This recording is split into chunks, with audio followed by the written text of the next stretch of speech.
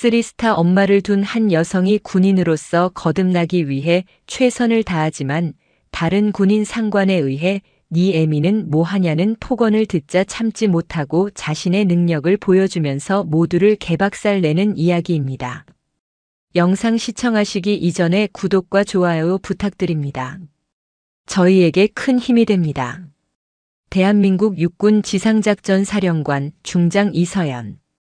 그녀의 이름 앞에는 늘 최초라는 수식어가 붙었다. 최초의 여성 보병 소위, 최초의 여성 연대장, 최초의 여성 사단장, 그리고 마침내 군단장을 넘어 대한민국 육군의 심장부인 지상작전 사령부를 지휘하는 최초의 여성 삼성 장군. 그녀의 어깨에 박힌 3개의 별은 스스로의 피와 땀으로 빚어낸 영광의 결정체였다. 하지만 그녀의 외동딸 강유라에게 그 별은 벗어나고 싶은 거대한 그림자였다. 부사관이라니. 다시 한번 말해보렴. 경기도 용인에 위치한 지상작전 사령관 공관의 서재. 묵직한 원목 책상 너머로 이서연 중장이 나직하지만 강철 같은 목소리로 물었다. 군복이 아닌 단아한 사복 차림이었지만 그녀의 눈빛은 전장을 꿰뚫는 지휘관의 그것이었다. 육군 부사관에 지원하겠습니다. 강유라는 어머니의 시선을 피하지 않고 정면으로 마주하며 또박또박 말했다. 대한민국 최고의 명문대 정치외교학과를 수석으로 졸업한 딸의 입에서 나온 말이라고는 믿기 힘든 선언이었다. 이유를 듣고 싶구나. 어머니의 딸이 아닌 저 강유라로서 군인이 되고 싶습니다. 장교가 아닌 가장 낮은 곳에서 병사들과 함께 숨쉬는 부사관이 되어 제 힘으로 제 길을 증명하고 싶습니다. 유라의 목소리에는 결연한 의지가 담겨 있었다. 어릴 적부터 그녀의 삶은 이서연 장군의 딸이라는 꼬리표와 함께했다.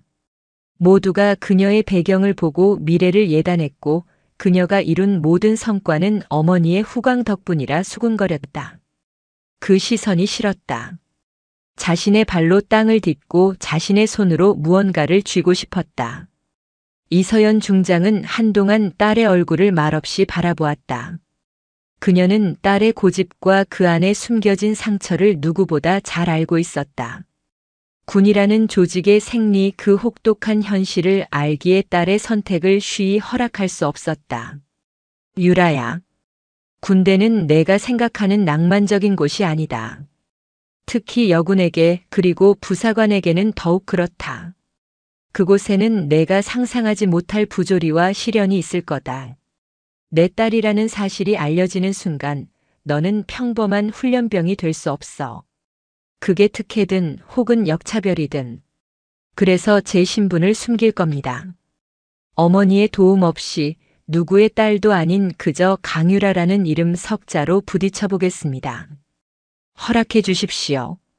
딸의 눈에서 자신과 같은 불꽃을 본 이서연 중장은 길게 한숨을 내쉬었다. 결국 그녀는 고개를 끄덕였다.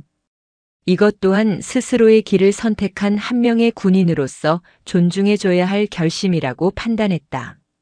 다만 그녀는 단 한 가지 조건을 걸었다. 어떤 상황에서도 먼저 내 신분을 밝히지 마라. 내 힘으로 이겨내겠다고 한 약속, 끝까지 지켜라. 하지만 만약 내 힘으로 감당할 수 없는 부당함에 직면했을 때 그때는 나를 찾아라. 그게 어미로서 내 마지막 방어선이다. 그렇게 강유라는 자신의 모든 배경을 지우고 평범한 지원자로 위장했다. 최종 면접에서 그녀는 부모님은 작은 식당을 운영하시다 지금은 건강이 좋지 않아 시골에서 요양 중이라고 둘러댔다. 그녀의 당당한 태도와 강인한 눈빛을 인상 깊게 본 면접관은 그녀에게 합격 통지를 보냈다. 며칠 후 강유라는 검은 스포츠 가방 하나를 맨 채 전라북도 익산에 위치한 육군 부사관학교 정문 앞에 섰다. 꿈을 향한 위대한 도전, 여기서 시작된다는 거대한 문구가 그녀를 맞았다. 심장이 격렬하게 뛰었다. 거대한 그림자를 등지고 마침내 자신만의 태양을 향한 첫걸음을 내딛는 순간이었다. 입소 절차를 밟고 생활관에 들어서자 모든 것이 낯설었다. 각기 다른 꿈과 사연을 안고 온 동기들의 얼굴에는 긴장과 설렘이 교차했다. 유라는 조용히 자신의 관물대를 정리하며 주변의 소리에 귀를 기울였다. 아버지나 형이 직업 군인이라는 동기, 힘든 가정 형편 때문에 안정적인 직업을 찾아왔다는 동기, 그저 군대가 좋아서 왔다는 동기. 그 누구도 그녀가 대한민국 육군 서열 최상위권에 있는 삼성 장군의 딸이라고는 상상조차 하지 못했다. 자, 모두 주목. 생활관 문이 거칠게 열리며 서슬 퍼런 목소리가 울려 퍼졌다. 훈련 부사관 DI 계급장을 단 중사 한 명이 몽둥이처럼 보이는 지휘봉을 들고 서 있었다. 지금부터 너희는 민간인이 아니다. 육군 부사관 후보생이다. 내 말은 곧 법이고 내 지시는 하늘이다. 알겠나? 네, 알겠습니다. 우렁찬 대답이 터져 나왔지만 그들의 눈빛은 아직 군기가 잡히지 않은 채 흔들리고 있었다. 훈련 부사관은 매서운 눈으로 후보생들을 훑었다. 그리고 그의 시선이 유독 한 곳에 오래 머물렀다. 바로 강유라였다. 다른 후보생들처럼 어수룩하거나 긴장한 기색 없이 너무나도 차분하고 고요한 눈빛. 그 눈빛이 훈련 부사관의 심기를 건드렸다. 거기 너. 관등 성명. 후보생 번호 134번 강유라. 목소리 봐라. 밥은 먹고 다니냐? 다시. 후보생 번호 134번. 강유라. 유라는 목청이 터져라 외쳤다. 하지만 훈련 부사관은 만족하지 못했다. 본격적인 훈련이 시작되기도 전 강유라는 불길한 예감에 휩싸였다. 이곳에서의 삶이 결코 순탄치 않으리라는 것을. 그녀의 진짜 시험은 이제 막 시작되고 있었다. 익산 부사관학교에서의 생활은 상상 이상으로 혹독했다. 새벽 5시 기상부터 밤 10시 소등까지 단 1분의 쉼도 허락되지 않는 시간들이었다. 흙먼지 속을 구르고 빗속을 달리며 유라의 몸은 하루가 다르게 단단해졌지만 정신을 갉아먹는 고통은 다른 곳에서 찾아왔다. 그 중심에는 교육 중대장 백도의 대위가 있었다. 얼음마녀. 후보생들이 등 뒤에서 그녀를 부르는 별명이었다. 창백할 정도로 하얀 피부와 감정을 읽을 수 없는 차가운 눈동자, 칼날 같은 말투를 가진 그녀는 후보생들에게 공포 그 자체였다. 그녀는 유독 강유라를 집요하게 물고 늘어졌다. 첫 제식 훈련 시간.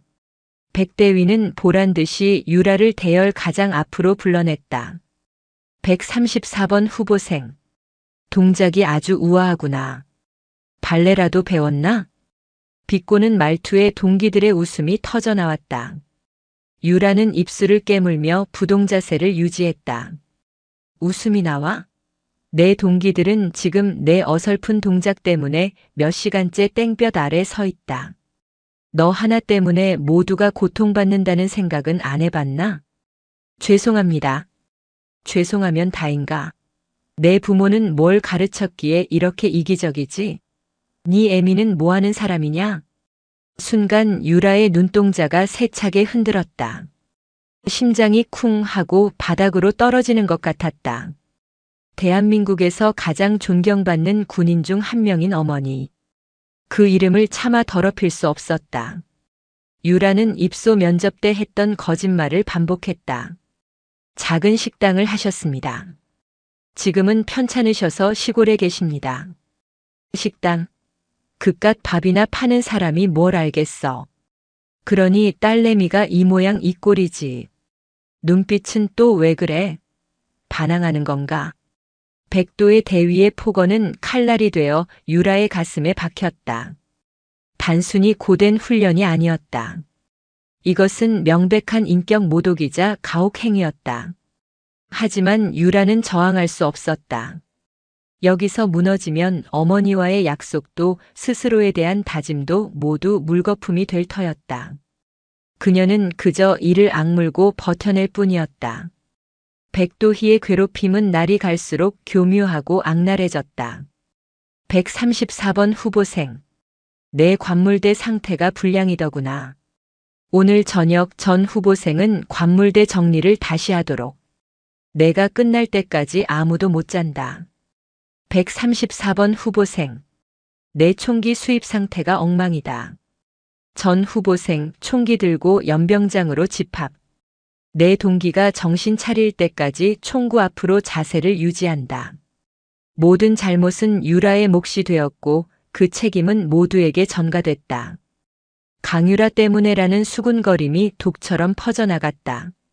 처음에는 유라를 동정하던 동기들도 하나둘 등을 돌리기 시작했다. 고된 훈련 속에서 연대 책임이라는 족쇄는 동료애를 좀먹고 미움을 키웠다. 유일하게 유라에게 말을 걸어주던 동기 김지은마저 어느 날부터 그녀를 피했다. 쉬는 시간 화장실 구석에서 지은이 다른 동기들과 나누는 대화를 우연히 듣게 되었다. 나도 유라 걔 안 됐다고 생각하는데 이러다 우리까지 찍히겠어. 백대위 눈밖에 나면 임관이고 뭐고 끝장이야. 그냥 없는 사람 취급하는 게 상책이야. 그 말을 듣는 순간 유라는 세상에 혼자 버려진 기분이었다.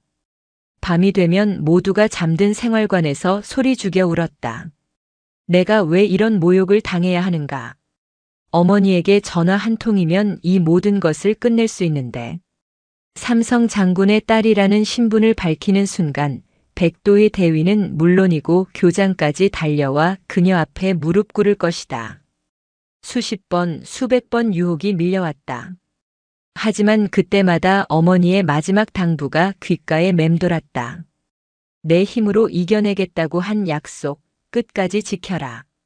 유라는 눈물을 닦고 다시 마음을 다잡았다. 이것이 바로 내가 원했던 시련이 아니었던가. 배경도 이름도 없이 오직 나로서 부딪히는 진짜 세상. 그래, 여기서 무너지지 않겠다. 이 지옥 속에서 기어코 살아남아 증명해 보이겠다. 그녀의 눈빛은 슬픔과 분노를 넘어 더욱 단단하고 깊어지고 있었다. 어둠 속에서 벼려지는 강철처럼. 하지만 그녀를 기다리는 시련은 아직 끝나지 않았다. 얼음마녀 백도희는 그녀를 부러뜨리기 위해 더욱 잔혹한 덫을 준비하고 있었다. 지옥 같던 훈련 기간이 막바지에 접어들 무렵 임관을 앞둔 마지막 관문인 종합야전훈련이 시작되었다. 며칠 동안 산속에서 수경하며 실제 전장과 같은 상황을 극복해야 하는 고강도 훈련이었다. 후보생들의 얼굴에는 피로가 역력했지만 이것만 넘으면 꿈에 그리던 하사 계급장을 달 수 있다는 희망으로 버티고 있었다. 훈련의 총지휘는 당연히 백도희 대위가 맡았다. 그녀의 눈은 평소보다 더욱 날카롭게 빛나고 있었다. 이번 훈련에서 낙오하는 자는 임관할 자격이 없다. 특히 개인 행동으로 팀에 피해를 주는 자는 가차없이 퇴교 조치하겠다. 명심해라. 여기는 전쟁터고 너희는 하나의 부품이다. 부품은 명령에 따라 움직일 뿐 스스로 생각하지 않는다. 백대위는 유라를 쏘아보며 말을 맺었다. 그 경고가 누구를 향한 것인지 모두가 알고 있었다. 훈련 둘째 날 가장 험준한 산악 행군 코스에서 결국 사달이 났다. 쏟아지는 폭우로 땅은 진흙탕이 되었고 가파른 경사면은 미끄러웠다. 대열 후미에서 힘겹게 따라오던 김지은이 발을 헛디디며 비명과 함께 경사면 아래로 굴러떨어졌다. 악! 모두가 숨을 죽였다. 나무에 부딪혀 멈춰 선 지은은 다리를 붙잡고 고통스럽게 신음하고 있었다. 다리 각도가 비정상적으로 꺾여 있는 것으로 보아 심각한 골절이 분명했다. 꼼짝 마. 대열 유지해. 백도의 대위의 불호령이 떨어졌다. 의무병이 올 때까지 누구도 위치를 이탈하지 마라. 이건 명령이다. 하지만 의무병은 최후미에 있었고 무전기 상태도 좋지 않았다. 비는 점점 거세지고 지은의 신음소리는 잦아들고 있었다. 저체온증과 과다출혈. 유라는 직감했다. 이대로 방치하면 정말 위험해질 수 있다는 것을. 그녀의 머릿속에서 이성과 본능이 치열하게 싸웠다. 명령 불복종은 즉시 퇴교 사유다. 그토록 견뎌온 모든 것이 물거품이 된다. 하지만 눈앞에서 동기가 죽어가고 있었다. 안 돼. 유라는 자신도 모르게 중얼거렸다. 그녀의 눈이 더 이상 망설이지 않았다. 명령 불복종입니다. 후보생 강유라. 뒤에서 동기들이 외쳤지만 유라는 배낭에서 압박붕대와 부목으로 쓸만한 나뭇가지를 챙겨 들고 경사면을 미끄러져 내려갔다. 지은아, 정신 차려. 지은의 의식은 희미했다. 유라는 대학 시절 응급처치 동아리에서 배웠던 지식을 총동원했다. 뼈가 피부를 뚫고 나온 개방성 골절이었다. 신속하게 지혈점을 압박하고 조심스럽게 부목을 대어 다리를 고정했다. 그녀의 손길은 당황한 기색 없이 침착하고 능숙했다. 그때 분노로 이글거리는 백도의 대위가 경사면 위에서 소리쳤다. 거기 너, 134번. 당장 멈추지 못해. 유라는 응급처치를 마친 후에야 고개를 들었다. 빗물과 흙으로 범벅이 된 얼굴로 그녀는 백대위를 똑바로 올려다보았다. 보고 드립니다. 환자 응급처치 완료했습니다. 이송이 시급합니다. 그 순간 유라의 눈빛에서 백도희는 단 한 번도 본 적 없는 종류의 기백을 보았다. 통제할 수 없는 자신을 압도하는 듯한 강렬한 빛. 그것은 그녀의 자존심을 송두리째 짓밟는 것이었다. 훈련은 중단되었고 지은은 긴급 후송되었다. 의무관은 조금만 늦었어도 신경 손상으로 평생 다리를 절 뻔했다며 유라의 신속하고 정확한 응급처치가 지은의 다리를 구했다고 말했다. 하지만 부사관학교로 복귀한 유라를 기다린 것은 칭찬이 아닌 징계위원회였다. 백도의 대위는 유라를 명령체계를 무시하고 동료를 위험에 빠뜨린 통제 불능 후보생으로 몰아붙였다. 후보생 강유라. 너는 군인으로서 가장 중요한 복종을 저버렸다. 너 같은 이기적인 돌출 행동은 전장에서 아군 전체를 위협하는 적보다 더 위험한 짓이야. 너에게 마지막 기회를 주겠다. 자진 퇴교서를 제출해라. 그렇지 않으면 불명예 퇴교 조치와 함께 내 인생에 빨간 줄이 그어질 거다. 징계위원회실. 교장과 훈육관들 그리고 백도의 대위가 앉아있는 그 자리에서 유라는 모든 희망이 사라지는 것을 느꼈다. 억울했다. 분했다. 하지만 그 무엇도 그녀의 결정을 되돌릴 수는 없을 것 같았다. 그녀는 결국 스스로의 신념을 지키기 위해 모든 것을 잃게 된 것이다. 그때였다. 어머니의 목소리가 귓가에 울렸다. 내 힘으로 감당할 수 없는 부당함에 직면했을 때 그때는 나를 찾아라. 유라는 떨리는 손으로 책상 위 잦은 퇴교서를 밀어냈다. 그리고 고개를 들었다. 더 이상 잃을 것이 없는 사람의 눈빛이었다. 퇴교할 수 없습니다. 뭐라고? 백도의 대위의 미간이 꿈틀거렸다. 저는 사람을 구했을 뿐 잘못한 것이 없습니다. 이런 식으로 저를 내쫓는다면 저는 이 부조리를 세상에 알릴 수밖에 없습니다. 내까짓게 뭘 할 수 있는데? 네 애미가 식당이라도 팔아서 변호사라도 사준대? 백도희가 다시 한번 유라의 가장 아픈 곳을 찔렀다. 그 순간 유라의 마지막 인내의 끈이 끊어졌다. 제 어머니. 유라는 떨리는 목소리로 입을 열었다. 제 어머니는 대한민국 육군 지상작전 사령관 이서연 중장이십니다.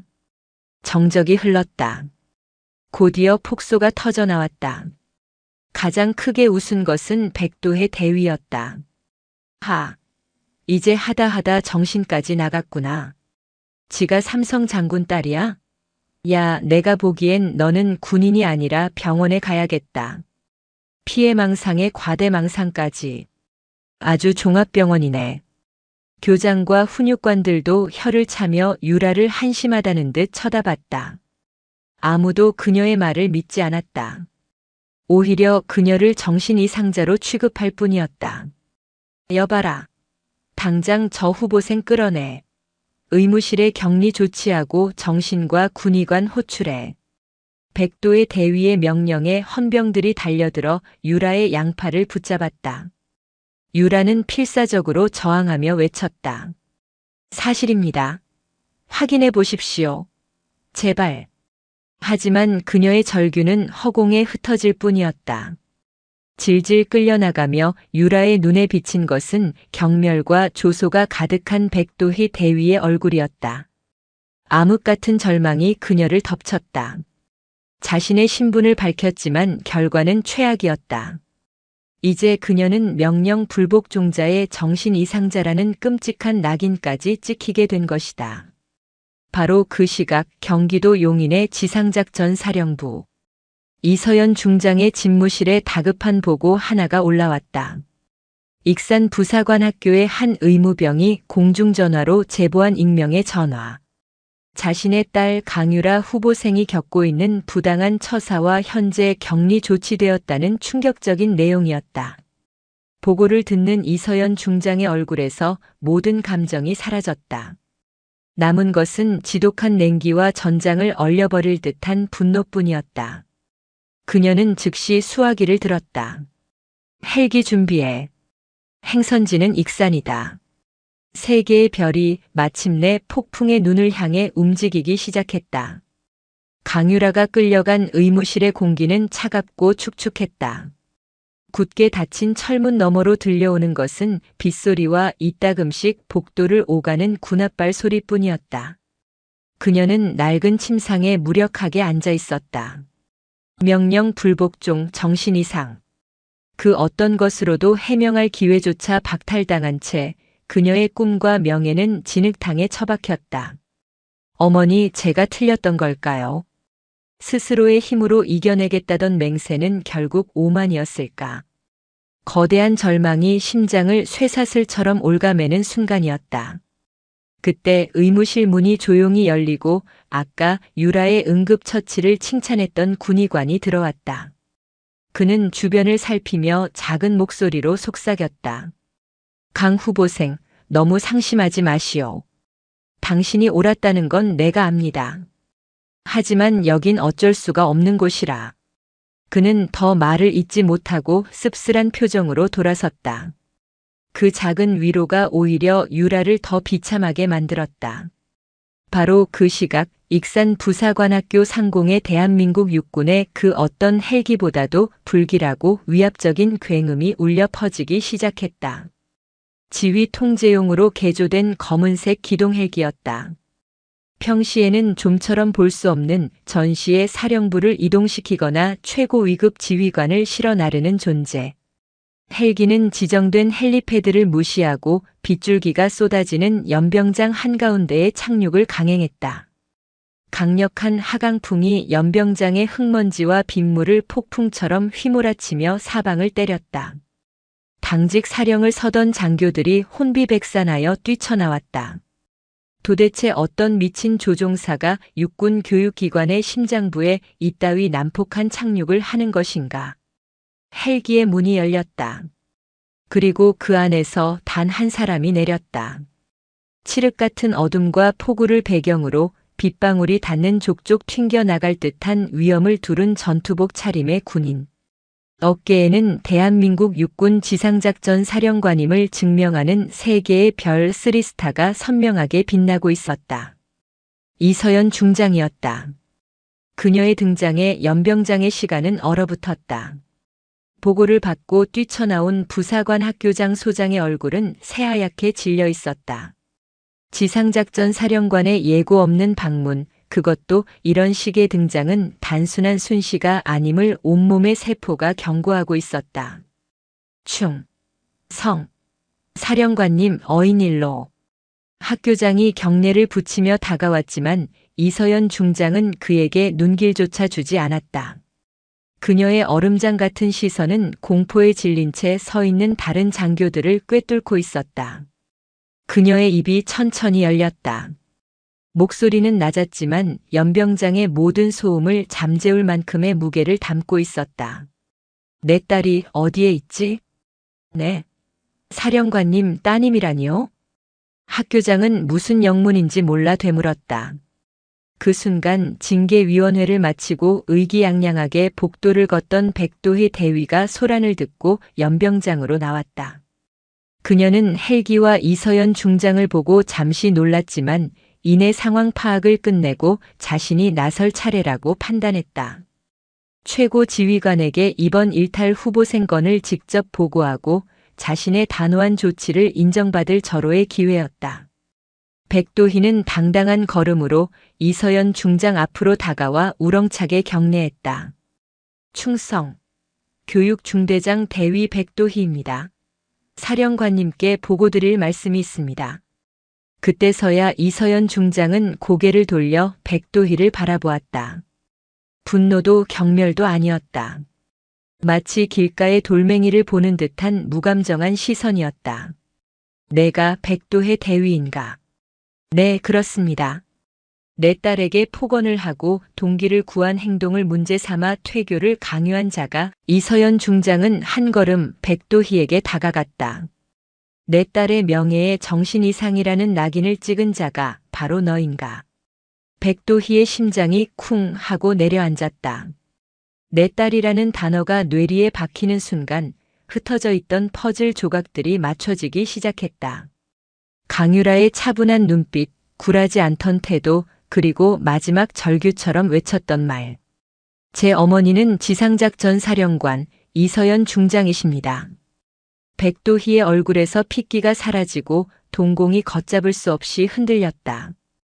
온몸이 사시나무처럼 떨려왔다. 이서연 중장의 차가운 목소리가 그녀의 영혼을 얼려버렸다. 대답해보아라, 대위. 네 애미는 대체 뭘 가르쳤기에 군인의 명예와 생명을 그따위로 짓밟는 법을 배웠지? 강유라에게 던졌던 모욕이 수백 배의 무게가 실린 비수가 되어 정확히 자신에게 돌아와 박혔다. 백도희는 아무 대답도 하지 못했다. 하는 소리 없는 비명만이 터져나왔다. 다리에 힘이 풀리며 그 자리에 주저앉을 뻔한 것을 옆에 있던 훈육관이 간신히 부축했다. 그녀가 쌓아올린 철옹성 같던 자존심과 오만이 한순간에 먼지처럼 부서져 내렸다. 이서연 중장은 더 이상 백도희를 보지 않았다. 그녀는 학교장을 향해 돌아섰다. 당장 내 딸을 데려와. 명령이 떨어지기 무섭게 장교들이 의무실로 달려갔다. 잠시 후 헌병들에게 이끌려 나온 강유라는 연병장의 광경을 보고 그대로 멈춰섰다. 폭우 속 헬기를 등지고 서 있는 어머니. 그리고 그 앞에 고개를 숙인 채 벌벌 떨고 있는 백도희 대위와 학교 간부들. 현실감이 없었다. 이서연 중장은 딸에게 천천히 걸어갔다. 흙과 땀으로 얼룩진 딸의 얼굴을 본 순간 그녀의 눈빛이 미세하게 흔들렸다. 강철 같던 지휘관의 얼굴에 처음으로 어미의 고통이 스쳤다. 하지만 그녀는 유라를 안아주거나 눈물을 보이지 않았다. 대신 딸의 어깨에 묻은 흙먼지를 조용히 털어주었다. 그 무심한 듯한 손길 하나에 모든 위로와 미안함, 그리고 자부심이 담겨 있었다. 고생했다, 내 딸. 그 한마디에 강유라는 무너져 내리는 것을 참기 위해 입술을 깨물어야만 했다. 이서연 중장은 딸의 어깨를 감싸 안고 돌아서서 공포에 질린 학교 간부들을 향해 선언했다. 지금 이 시간부로 육군 부사관학교에 대한 지상작전 사령부 감찰실에 특별 감찰을 명한다. 이 썩어 빠진 곳의 뿌리부터 모조리 뽑아낼 것이다. 한 명도 예외는 없다. 그녀는 유라를 데리고 헬기에 올랐다.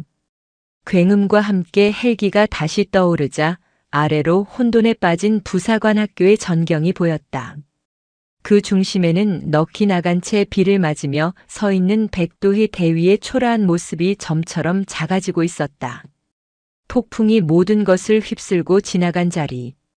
이제 유라에게는 자네를 수습하고 새로운 길을 선택해야 하는 시간이 다가오고 있었다. 용인 공관으로 돌아오는 헬기 안 모녀 사이에는 무거운 침묵이 흘렀다. 강유라는 차창 밖으로 빠르게 스쳐 지나가는 풍경을 보며 고개를 숙이고 있었다. 안도감과 함께 밀려드는 것은 일종의 패배감이었다. 결국 자신의 힘으로 이겨내지 못했다. 어머니의 절대적인 권력이 동원되고서야 상황은 끝이 났다. 이것이 과연 자신이 원했던 증명일까? 그때 이서연 중장이 나직하게 입을 열었다. 스스로 실패했다고 생각하나? 유라는 대답하지 못했다. 그녀의 침묵이 곧 긍정이었다. 유라야. 이서연 중장은 딸의 손을 잡았다. 투박하고 굳은 살이 박인 훈련의 흔적이 고스란히 남은 손이었다. 군인은 혼자 싸우는 존재가 아니다. 고립된 보병은 가장 먼저 죽는다. 자신의 힘으로 버틸 수 있는 데까지 버티고 한계에 부딪혔을 때 정확한 좌표를 찍어 화력 지원을 요청하는 것. 그것이 가장 현명한 군인이다. 너는 도망치지 않고 끝까지 버텼다. 그리고 감당할 수 없는 부조리 앞에서 정확하게 나를 불렀다. 그건 실패가 아니라 가장 뛰어난 전술적 판단이었다. 어머니의 말은 유라의 마음속 응어리를 따뜻하게 녹여주었다. 패배감이 아니라 또 하나의 소중한 교훈이 가슴에 새겨졌다. 혼자 모든 것을 짊어지는 것이 강함이 아니라는 것. 때로는 도움을 요청하는 용기가 더 큰 힘이 될 수 있다는 것을. 그 후 며칠간 익산 부사관학교는 말 그대로 뒤집혔다. 지상작전 사령부 감찰실 소속의 날카로운 장교들이 들이닥쳐 서류철 하나, 창고 구석 하나까지 샅샅이 파헤쳤다. 백도의 대위의 상습적인 폭언과 가혹 행위에 시달렸던 다른 후보생들의 익명 제보가 쏟아져 나왔다. 김지은 역시 자신의 다리를 구해준 유라가 겪었던 부당함을 눈물로 증언했다. 결과는 신속하고 단호했다. 백도의 대위는 직위 해제는 물론 품위유지 의무 위반, 직권 남용, 가혹 행위 등의 혐의로 군사재판에 회부되었다. 그녀의 화려했던 군 생활은 가장 불명예스러운 방식으로 끝을 맺었다. 지휘 책임을 물어 부사관 학교장은 보직 해임되었고 다른 관련 간부들 역시 줄줄이 징계를 받았다. 이 사건은 군 전체에 알려지며 구시대적 병영 악습을 근절해야 한다는 자성의 목소리를 높이는 계기가 되었다. 모든 것이 정리된 후 이서연 중장은 유라를 불렀다. 이제 그만두어도 좋다. 내가 원한다면 안전하고 편한 곳으로 자리를 알아봐 줄 수 있다. 그럴 자격 충분히 있다. 하지만 유라는 고개를 저었다. 그녀의 눈빛은 이전보다 훨씬 깊고 단단해져 있었다. 아닙니다, 어머니. 저는 제 길을 끝까지 가겠습니다. 부사관으로 임관하겠습니다. 그리고 제 동기들과 함께 제가 있어야 할 곳으로 가겠습니다. 그녀의 결심을 확인한 이서연 중장은 희미하게 미소 지었다. 폭풍을 겪고 난 딸은 더 이상 그림자를 피하는 연약한 존재가 아니었다. 스스로 빛을 내는 강인한 군인으로 다시 태어나고 있었다. 시간이 흘러 마침내 임관식이 열렸다. 힘든 훈련을 모두 이겨낸 후보생들이 빛나는 하사 계급장을 어깨에 달고 연병장에 도열했다. 강유라는 수석 졸업의 영예를 안고 대표로 임관 선서를 했다.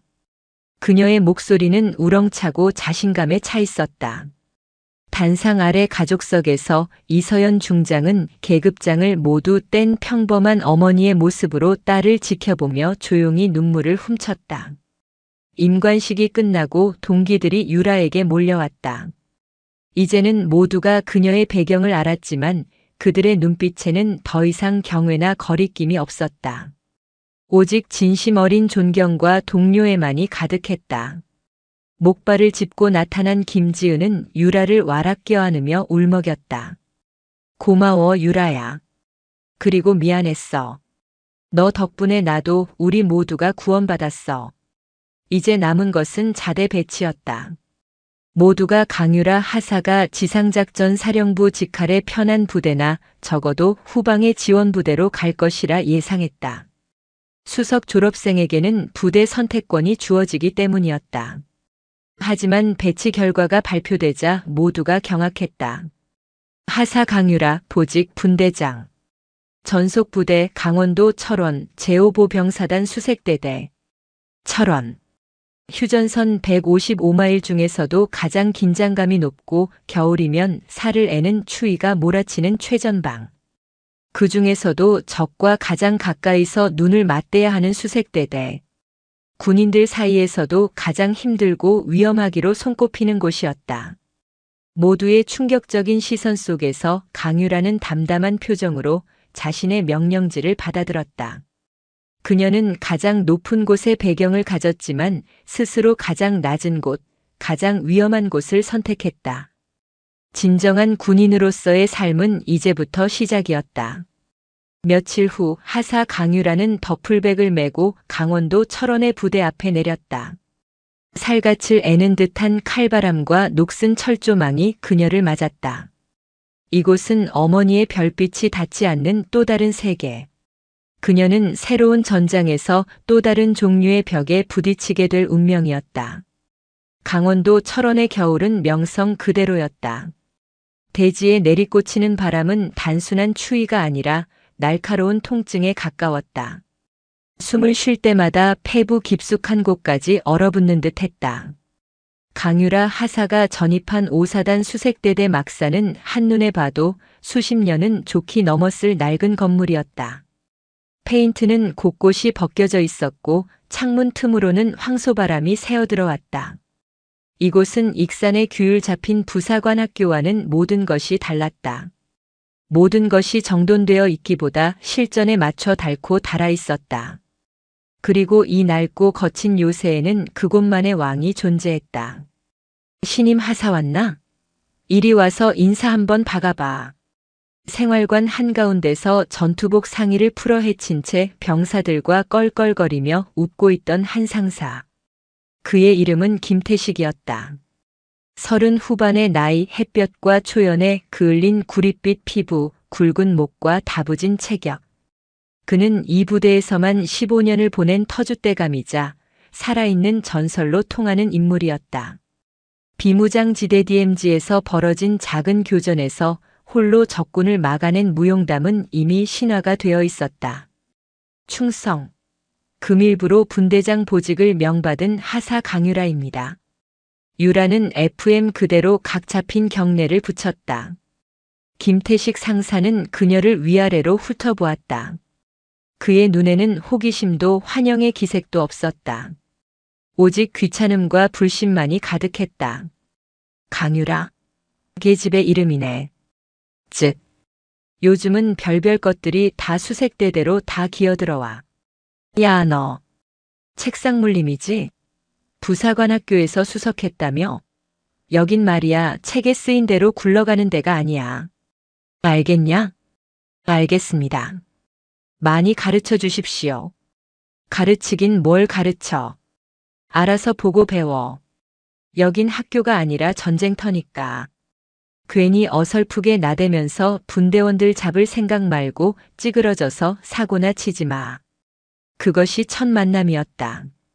백도의 대위가 노골적인 악의와 가학성으로 사람을 괴롭혔다면 김태식 상사는 뿌리 깊은 불신과 아집으로 똘똘 뭉친 존재였다. 그는 유라를 전투력에 아무런 도움이 되지 않는 짐 덩어리 같은 여군 간부로 규정하고 투명인간 취급하기 시작했다. 갈등은 얼마 지나지 않아 수면 위로 떠올랐다. 첫 DMZ 매복 작전을 앞두고 유라는 자신의 분대원들의 장비를 꼼꼼히 점검했다. 한 병사의 방탄 헬멧 턱끈이 낡아 헐거워져 있는 것을 발견했다. 김이병, 턱끈 상태가 왜 이래? 이러다 작전 중에 벗겨지면 어쩌려고. 당장 보급계에 가서 새 걸로 교체해와. 저 분대장님. 괜찮습니다. 다들 그냥 이렇게 씁니다. 안 괜찮아. 규정은 멋으로 있는 게 아니야. 안전과 직결된 문제다. 어서. 유라의 단호한 말에 김이병이 마지못해 자리에서 일어서려는데 김태식 상사가 어슬렁거리며 다가왔다. 야, 신참. 뭘 그렇게 유난을 떨어. 그거 하나 가지고 무슨 호들갑이야. 우리 땐 그런 것도 없었어. 그냥 대충 묻고 들어가는 거야. 깡으로 버티는 거라고 깡으로. 상사님. 규정은 수많은 선배님들의 피로 쓰인 것입니다. 사소한 부주의가 큰 사고로 이어질 수 있습니다. 유라의 반박에 김태식의 표정이 굳어졌다. 감히 신참 하사가 그것도 여군이 자신의 방식에 토를 단 것이다. 하, 인연 봐라. 책에서 배운 대로 아주 주둥이는 살았네. 야, 강하사. 너 같은 애송이가 뭘 안다고 아는 척이야? 여긴 내가 배운 대로 돌아가는 곳이 아니라고 했지. 내 방식이 곧 이곳의 규정이야. 괜히 분대원들 들쑤시지 말고 내 할 일이나 해. 김태식은 김이병의 어깨를 툭 치며 다시 앉혔다. 유라는 모욕감에 주먹을 꽉 쥐었지만 공개적으로 상사에게 더 대립각을 세울 수는 없었다. 하지만 그녀는 포기하지 않았다. 작전이 시작되기 전 몰래 자신의 예비 턱끈을 김이병의 헬멧에 교체해 주었다. 이런 식의 충돌은 계속되었다. 유라는 정해진 순찰로와 시간을 정확히 지킬 것을 강조했지만 김태식은 적들은 우리가 다니는 길목을 훤히 알고 있다며 변칙적인 기동을 선호했다. 유라는 병사들의 휴식 시간을 철저히 보장하려 했지만 김태식은 빠져가지고라며 불필요한 작업을 지시하기 일쑤였다. 유라는 또다시 고립되었다. 병사들은 그녀의 방식이 합리적이라는 것을 알면서도 부대의 실세인 김태식 상사의 눈치를 보느라 대놓고 그녀의 편을 들지 못했다. 다른 간부들 역시 원래 그런 분이라며 유라에게 참으라고 할 뿐이었다. 어느 추운 겨울밤 경계 근무를 서던 유라는 무전기 너머로 들려오는 김태식의 목소리를 들었다. 거기 강하사. 정신 똑바로 차리고 있지? 그러다 고라니 그림자만 보고 무서워서 오줌이라도 싸는 거 아니냐? 여군은 이래서 안 된다니까. 쯧쯧. 무전망을 통해 들려오는 조롱에 분대원들의 키득거리는 웃음소리가 섞여 있었다. 익산에서의 악몽이 되살아나는 듯 했다. 하지만 지금의 유라는 그때와 달랐다. 그녀는 더 이상 부당함에 홀로 고통받는 후보생이 아니었다. 어깨에 계급장을 단 지휘관이었다. 그녀는 침착하게 무전기 버튼을 눌렀다. 수신 양호. 전방 이상 무. 상사님, 사적인 농담은 사적인 채널을 이용해 주시기 바랍니다. 여기는 작전 중인 공식 통신망입니다. 순간 무전기 너머의 모든 소음이 멎었다. 김태식의 거친 숨소리만이 희미하게 들려왔다. 유라는 그의 권위에 정면으로 도전장을 던진 것이다. 유라는 깨달았다. 이곳 철원에서 이 강철 같은 요새에서 살아남기 위해서는 어머니의 후광도 책에 나온 규정도 통하지 않는다는 것을 오직 실력으로 결과로 증명해야만 했다. 자신의 방식이 단순히 옳은 것이 아니라 병사들을 살리고 임무를 완수하는 더 나은 방식이라는 것을. 그녀와 김태식 상사 신념이 다른 두 군인의 위험한 동거. 이 첨예한 대립은 머지않아 실제 상황 속에서 누가 옳은지를 증명해야 할 시험대에 오르게 될 것이었다. 그리고 그 시험은 모두의 목숨을 담보로 하는 것일 터였다. 강유라 하사의 차가운 응수는 철원 수색대대 통신망에 수초간의 정적을 가져왔다. 그 정적 속에는 놀람, 당황, 그리고 어렴풋한 통쾌함이 뒤섞여 있었다. 부대의 절대자였던 김태식 상사의 권위에 갓 전입 온 신참 하사가 정면으로 흠집을 낸 순간이었다. 경계 근무가 끝나고 막사로 돌아오자 분위기는 예상대로 싸늘했다. 김태식 상사는 유라를 쳐다보지도 않았지만 그의 주변에 흐르는 냉기는 막사 전체를 얼어붙게 만들었다. 그는 다른 부사관들을 불러 모아보란 듯이 유라를 제외한 채 작전 회의를 빙자한 잡담을 나누었다. 유라의 분대원들조차 그녀의 눈치를 보며 슬금슬금 자리를 피했다. 그녀는 또다시 투명인간이 되었다. 하지만 이번엔 달랐다. 익산에서의 고립이 일방적인 괴롭힘에 의한 것이었다면 철원에서의 고립은 신념의 대립에서 비롯된 것이었다. 유라는 위축되지 않았다. 오히려 자신의 방식이 옳다는 것을 증명하기 위해 더욱 허리를 꼿꼿이 세웠다. 그녀는 자신의 분대원들을 챙기는 것부터 시작했다. 낡은 방탄 헬멧 턱끈을 사비로 사서 전원에게 교체해 주었고 행정반에 끈질기게 요청하여 구멍난 동계 방한 장갑을 모두 새 것으로 바꿨다. 그녀는 병사들을 부품이 아닌 사람으로 대했다. 개인의 고충을 들어주고 휴식 시간을 철저히 보장했으며 훈련 역시 목적 없는 얼차려가 아닌 실질적인 전투 기술 향상에 초점을 맞추었다. 분대장님, 오늘 사격 훈련 때 제 자세가 계속 불안정한데 조언 좀 해주실 수 있겠습니까? 처음에는 그녀를 멀리하던 김이병이 조심스럽게 다가와 물었다. 그는 유라가 자신의 헬멧끈을 몰래 바꿔준 것을 알고 있었다. 유라는 반갑게 그를 맞으며 호흡법부터 견착 자세까지 자신이 배운 모든 것을 동원해 차근차근 설명해 주었다. 그녀의 설명은 논리적이고 명확했다. 며칠 후 김이병의 사격 점수는 눈에 띄게 향상되었다. 작은 변화가 일어나기 시작했다. 유라의 분대원들은 점차 그녀를 신뢰하고 따랐다. 그들은 유라가 자신들을 진심으로 아끼고 있으며 그녀의 규정이 자신들을 괴롭히는 것이 아니라 지키기 위한 것임을 몸으로 느끼기 시작했다. 유라의 분대는 대대에서 가장 장비 상태가 좋고 가장 사고율이 낮으며 가장 사기가 높은 분대가 되어갔다. 이러한 변화는 김태식 상사의 심기를 더욱 불편하게 만들었다. 그는 자신의 영향력에 균열이 생기는 것을 참을 수 없었다. 갈등은 대대의 중요한 현안 앞에서 폭발했다. 어느 날 아침 첩보 하나가 내려왔다. 비무장지대 내 특정 지역에서 북한군의 움직임이 심상치 않다는 내용이었다. 중대장인 젊은 대위는 즉시 간부들을 소집했다. 김 상사님, 어떻게 보십니까? 경험이 많으시니 한 말씀 해주시죠.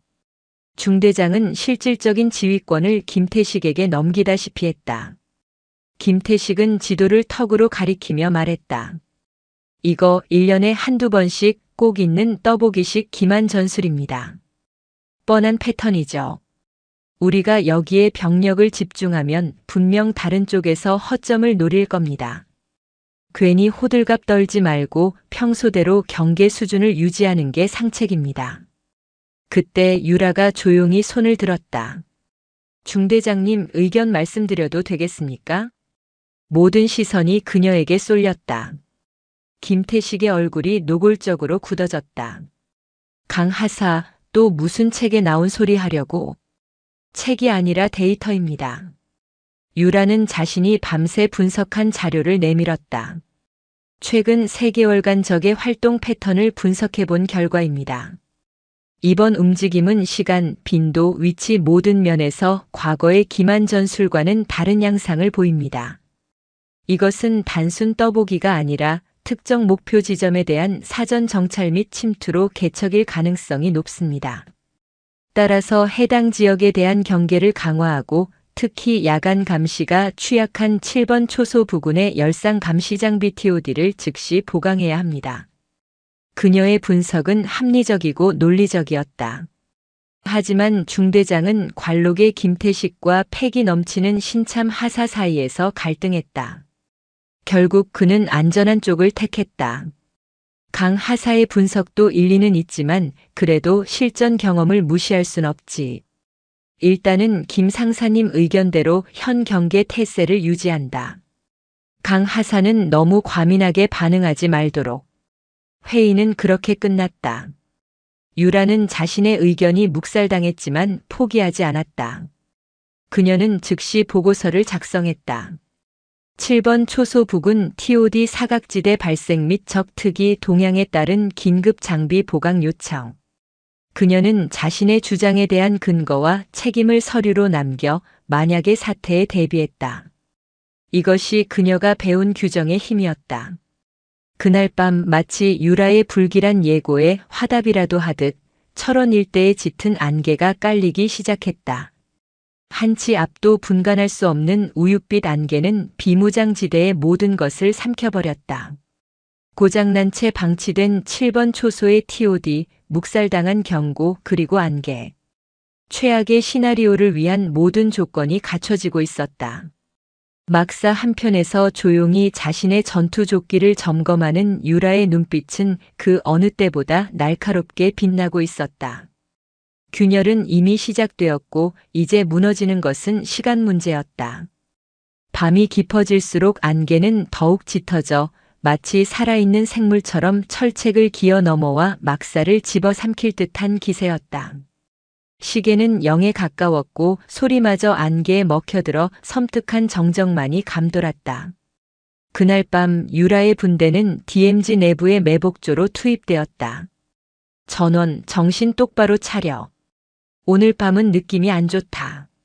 출발 직전 유라는 분대원들의 탄창과 통신 장비를 직접 다시 한번 확인했다. 그녀의 비장한 표정에 분대원들도 덩달아 긴장했다. 그들은 이미 분대장의 판단력을 전적으로 신뢰하고 있었다. 매복 지점에 도착한 후 유라는 규정된 위치에서 조금 벗어나 안개 속에서도 최대한의 방어각을 확보할 수 있는 곳에 분대원들을 재배치했다. 김태식 상사라면 쓸데없는 짓이라며 비웃었을 행동이었다. 시간이 흐르고 자정을 넘긴 시각. 모두의 신경이 극도로 예민해져 있을 때였다. 치직 퍽.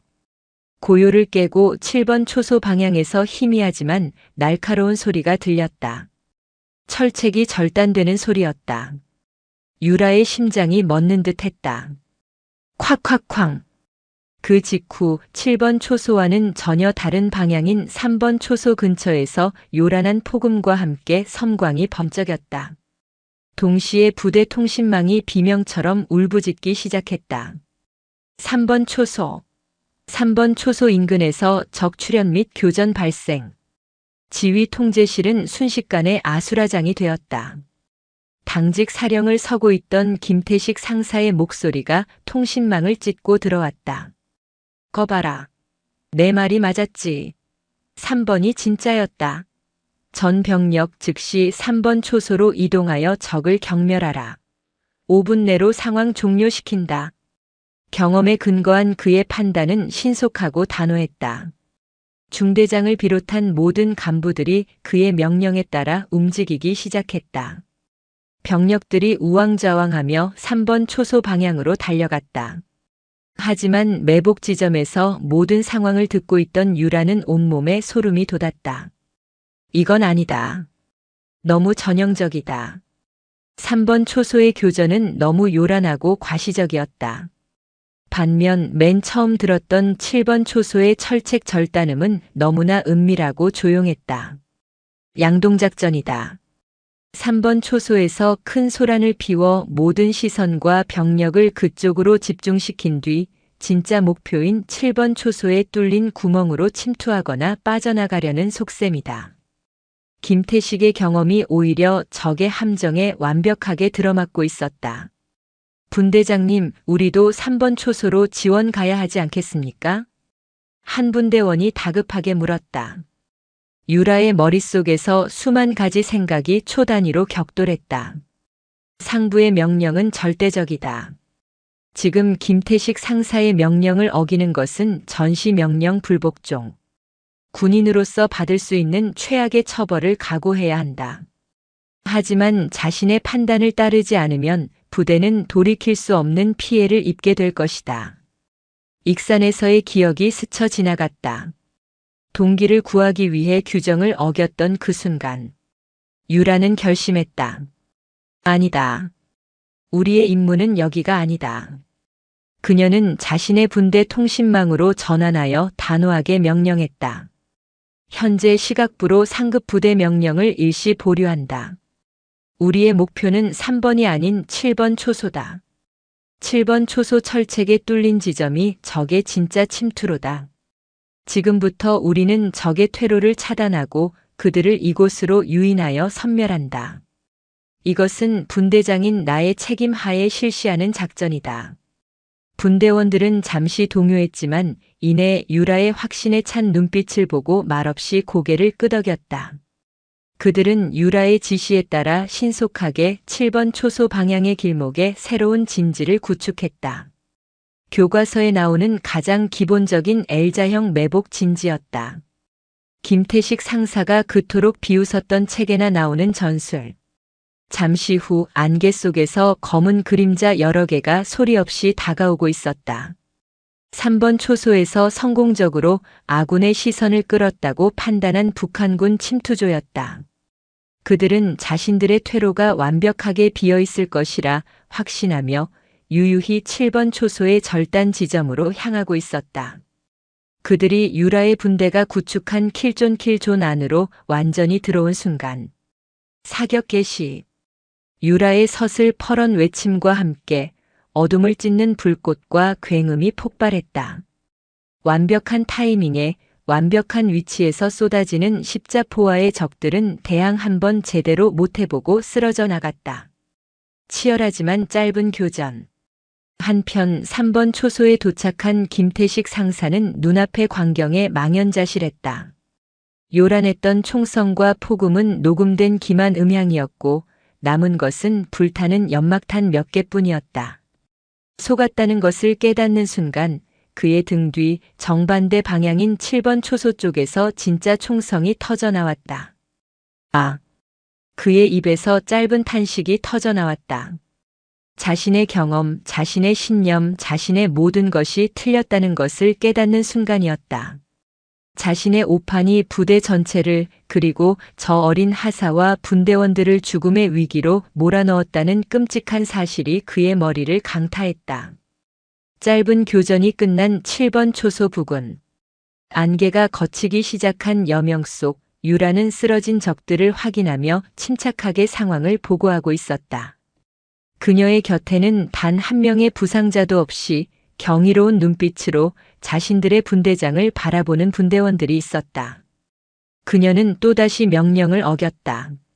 하지만 이번에는 동기 한 명이 아니라 부대 전체의 운명을 구해낸 것이었다.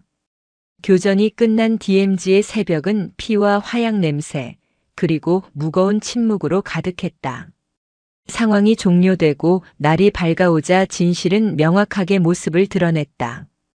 7번 초소 앞에는 교전으로 사살된 북한군 공작원들의 시신과 그들의 침투 장비가 널려 있었다. 정교하게 제작된 철책 절단기, 우리 군의 배치도가 그려진 지도, 그리고 소음 처리된 무기들. 이것은 강유라 하사의 분석대로 명백한 목표를 가진 침투 작전이었음이 증명되었다. 반면 3번 초소 현장에서는 기만용 음향 장비와 연막탄만이 발견되었다. 사단 지휘부까지 보고가 올라가고 즉시 감찰 및 전과 확인팀이 현장에 급파되었다. 조사 결과는 유라의 판단이 100% 옳았음을 가리키고 있었다.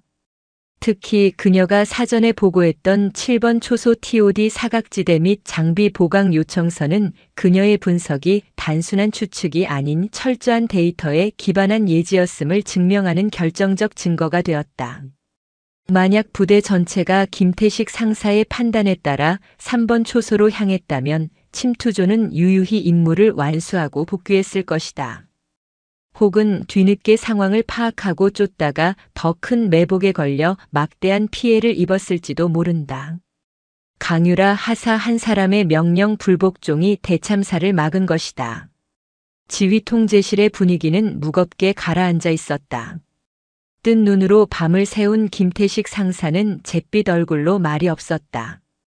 그의 15년 군 생활, 피와 땀으로 쌓아올린 실전 경험이라는 자부심은 하룻밤 사이에 산산조각이 나버렸다. 그는 자신의 아집과 오만이 아끼는 부하들을 몰살시킬 뻔했다는 죄책감에 고개를 들 수 없었다. 그때 현장 조사를 마친 유라가 통제실로 들어섰다. 모든 시선이 그녀에게 쏠렸다. 승리한 영웅의 모습이었지만 그녀의 표정은 담담했다. 그녀는 아무 말 없이 김태식 상사의 옆으로 다가갔다. 한참의 침묵 끝에 김태식이 거친 목소리로 입을 열었다. 내가 틀렸다. 그는 유라를 보지 못한 채 바닥을 향해 말했다. 내 경험이 내 눈을 가렸다. 자만심에 빠져서 변하는 세상을 보지 못했어. 하마터면 나 때문에 모두가 죽을 뻔했다. 그는 자리에서 일어나 유라를 향해 돌아섰다. 그리고 모두가 보는 앞에서 꼿꼿했던 허리를 숙여 경례했다. 상사가 하사에게 그것은 계급을 넘어 한 군인이 다른 군인에게 보내는 최고의 존경과 사죄의 표시였다. 강하사, 아니 강분대장. 자네가 내 부하들을 구했고 이 부대를 구했고 그리고 나를 구했다. 미안하다. 그리고 고맙다. 그 순간 강철 같았던 노병의 눈시울이 붉어졌다. 그 모습을 본 유라의 마음도 복잡했다. 그녀는 김태식을 이기고 싶었던 것이 아니었다. 단지 모두를 지키고 싶었을 뿐이었다. 유라는 조용히 그의 경례를 받았다. 이 사건은 부대를 완전히 바꾸어 놓았다. 김태식 상사는 중대장에게 모든 책임을 자신에게 물어달라며 징계를 요청했고 공개적으로 자신의 과오를 시인했다. 그리고 그날 이후 그는 유라의 가장 든든한 조력자가 되었다. 그는 자신의 풍부한 실전 경험을 유라의 데이터 기반 분석과 결합하기 시작했다. 노련한 감과 날카로운 이성이 만나자 부대의 전투력은 이전과 비교할 수 없을 정도로 강력해졌다. 병사들은 이제 유라를 삼성 장군의 딸이 아닌 우리를 구한 분대장으로 불렀다. 그녀의 말 한마디는 그 어떤 구호보다 강한 힘을 가졌고 그녀의 리더십 아래 분대는 하나의 강철 같은 팀으로 거듭났다. 며칠 후 사단장 명의의 표창 수여식이 열렸다. 당연히 주인공은 강유라 하사였다. 그녀는 전시 상황에서 적을 경멸하고 아군의 피해를 막은 공로로 화랑무 공훈장을 수여받게 되었다. 군인으로서 받을 수 있는 최고의 영예 중 하나였다. 단상에 올라 훈장을 받는 유라의 모습을 김태식 상사와 분대원들은 뜨거운 박수를 보내며 지켜보았다. 그녀는 더 이상 어머니의 거대한 그림자 아래에 있지 않았다. 스스로의 힘으로 자신의 가치를 증명하며 누구도 무시할 수 없는 자신만의 빛을 발하고 있었다. 수여식이 끝나고 유라는 늘 그랬듯 초소의 가장 높은 곳에 올라가 석양에 물드는 비무장지대를 바라보았다. 그때 김태식 상사가 따뜻한 커피가 담긴 컵 2개를 들고 올라왔다. 어떠냐? 이제 좀 진짜 군인이 된 것 같나? 김태식이 툭 던지듯 물었다. 유라는 희미하게 미소 지으며 대답했다. 아직 멀었습니다. 이제 겨우 첫걸음을 뗀 것 같습니다. 두 사람은 말없이 커피를 마셨다. 한때는 서로를 믿지 못했던 두 군인은 이제 그 누구보다 서로를 신뢰하는 전우가 되어 같은 곳을 바라보고 있었다. 강유라는 마침내 철옹성 같던 최전방에서 자신의 리더십을 증명해냈다. 하지만 진정한 군인의 길은 끝이 없었다. 그녀를 기다리는 마지막 시험은 전장이 아닌 바로 그녀의 마음속에 남아있을지도 몰랐다. 화랑무 공훈장 수훈 이후 강유라 하사의 위상은 5사단 전체를 넘어 군 내부에 조용히 퍼져나갔다. 삼성 장군의 딸이라는 꼬리표는 이제 그녀의 이름 뒤에 붙는 가십이 아니라 그 어머니의 그 딸이라는 경우의 수식어로 바뀌어 있었다. 그녀는 더 이상 누구의 후광에 기댄 존재가 아니었다. 스스로의 실력과 리더십으로 빛나는 별이 되어가고 있었다. 김태식 상사와의 완벽한 파트너십 아래 유라가 이끄는 분대는 수색대대의 핵심 전력이 되었다. 9세대의 노련한 경험과 신세대의 데이터 기반 분석이 결합된 그들의 작전 수행 능력은 전설적인 수준에 이르렀다. 그들이 지키는 철책선은 그 어떤 적도 넘볼 수 없는 철옹성이 되었다. 시간이 흘러 혹독했던 철원의 겨울이 지나고 따스한 봄바람이 불어오기 시작했다. 유라에게는 부사관 임관 후 첫 정기 휴가가 주어졌다. 더플백 하나만 메고 떠났던 익산행과는 달리 이제 그녀의 어깨에는 빛나는 훈장이, 등 뒤에는 든든한 전우들의 신뢰가 함께하고 있었다. 용인의 지상작전 사령관 공관. 1년 만에 돌아온 집은 낯설면서도 편안했다. 유라가 휴가를 나온다는 소식에 이서연 중장은 모처럼 모든 일정을 비우고 딸을 맞았다. 군복을 벗고 평범한 어머니의 모습으로 딸을 마주한 그녀의 눈에는 자랑스러움과 안쓰러움이 교차했다. 얼굴이 반쪽이 됐구나. 철원 밥이 입에 안 맞더냐? 아닙니다. 세상에서 제일 맛있는 밥입니다. 유라는 웃으며 대답했다. 두 사람은 예전처럼 서재의 무거운 책상을 마주하고 앉는 대신 따스한 햇살이 들어오는 거실 소파에 나란히 앉아 차를 마셨다. 어색한 침묵 대신 서로의 안부를 묻는 다정한 대화가 오갔다. 백도의 대위는 어떻게 됐습니까? 문득 유라가 물었다. 자신을 그토록 괴롭혔던 사람. 어쩌면 자신을 가장 강하게 만들어준 사람일지도 모르는 이름이었다. 이서연 중장은 찻잔을 내려놓으며 담담하게 말했다. 불명예 전역했다. 군사재판에서 징역형을 받았지만 정상 참작되어 집행유예로 풀려났다고 들었다. 지금은 아마 어디선가 다른 삶을 살고 있겠지. 그녀는 말을 이었다. 유라야, 너는 그녀를 용서할 수 있겠니? 유라는 한참 동안 생각에 잠겼다. 증오, 분노, 억울함. 그 모든 감정이 희미해진 자리에 남은 것은 복잡한 연민이었다. 용서라기보다는 이제는 이해할 수 있을 것 같습니다. 그녀 역시 맹목적인 충성과 복종만이 미덕이라 배우고 그렇게 살아남아야만 했던 군대라는 시스템의 또 다른 피해자였을지 모릅니다. 물론 그녀의 행동이 정당화될 수는 없지만요. 그 대답에 이서연 중장은 딸을 대견한 눈으로 바라보았다. 시련은 딸에게서 많은 것을 앗아갔지만 그보다 훨씬 더 크고 깊은 것을 남겨주었다. 사람을 이해하는 마음, 세상을 꿰뚫어보는 통찰력이었다. 그날 저녁 이서연 중장은 유라에게 자신의 서재로 오라고 했다. 그녀는 낡은 앨범 하나를 꺼내 유라 앞에 펼쳤다. 앨범에는 앳된 얼굴의 이서연 소위 시절부터 험난한 군 생활의 순간들이 파노라마처럼 담겨 있었다. 나도 너와 같은 때가 있었다. 이서연 중장은 한 장의 사진 앞에서 손을 멈췄다. 훈련장에서 흑투성이가 된 채 눈물을 훔치고 있는 젊은 이서연의 모습이었다. 여군이라는 이유만으로 능력을 의심받고 온갖 차별과 부조리에 맞서 싸워야 했다. 수없이 도망치고 싶었고 포기하고 싶었다. 하지만 그럴 때마다 나를 붙잡아 준 것은 최초가 되어야 한다는 책임감이 아니었어. 내가 지켜야 할 내 부하들, 내 전우들이었다. 그들을 지키기 위해 더 강해져야 했고 더 완벽해져야 했다. 그녀는 유라의 손을 잡았다. 너는 나보다 더 훌륭한 군인이다. 나는 시스템에 맞서 싸우며 나를 증명해야 했지만 너는 그 시스템 안에서 사람을 얻고 사람의 마음을 움직여 세상을 바꾸었다. 진정한 리더십은 바로 그런 것이다. 어머니의 진심 어린 인정에 유라는 뜨거운 눈물이 뺨을 타고 흐르는 것을 느꼈다. 오랫동안 자신을 짓눌러왔던 거대한 그림자가 마침내 자신을 비추는 따뜻한 태양이었음을 깨닫는 순간이었다. 그녀는 더 이상 이서연의 딸이라는 그림자를 두려워하지 않았다. 그것은 자신의 뿌리이자 자랑스러운 유산이었다. 휴가가 끝나고 부대로 복귀하는 날. 유라는 이전과는 완전히 다른 마음으로 철원의 칼바람을 맞았다.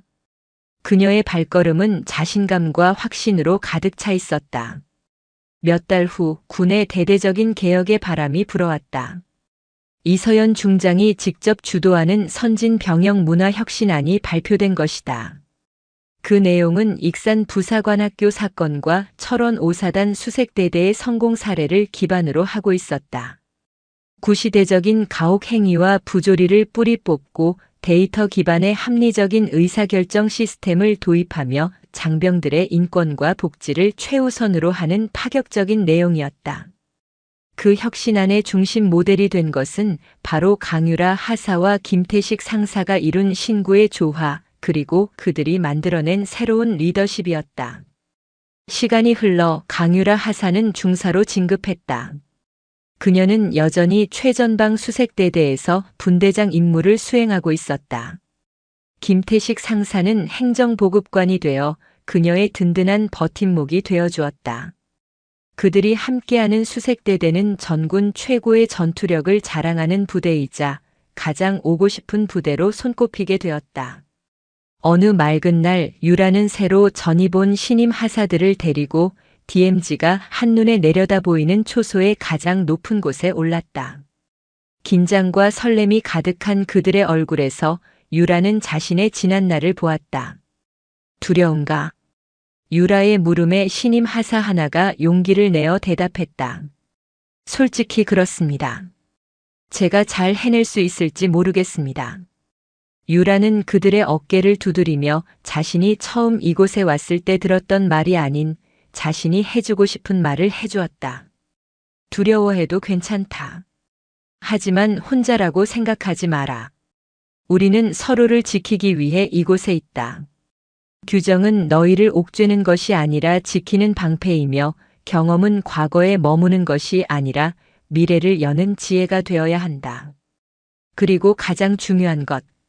너희는 단순한 부품이 아니라 각자 빛나는 우주를 가진 소중한 전우다.